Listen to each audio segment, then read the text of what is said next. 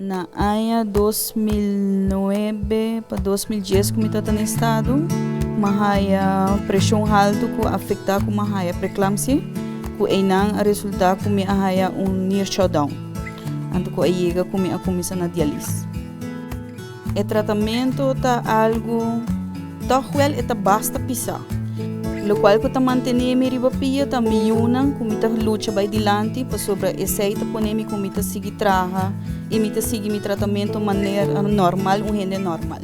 Com mi trabalho me dá ope agradecer pelo qual ko na compreender para mim de mi situação e mi tratamento e además fora com mi tota trabalho hotel na aponemi na oficina com mi por trabalhar em cima e weekend livre para mi família e para mi por mi tratamento mais melhor.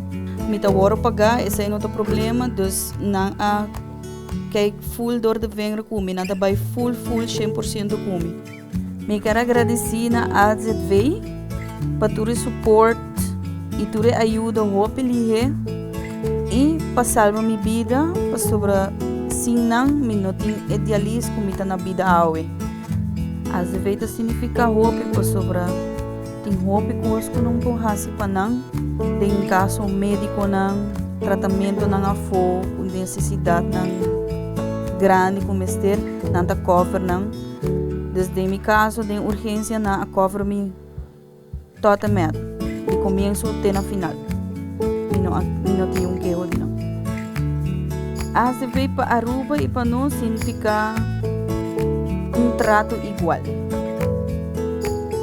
para todo cidadão.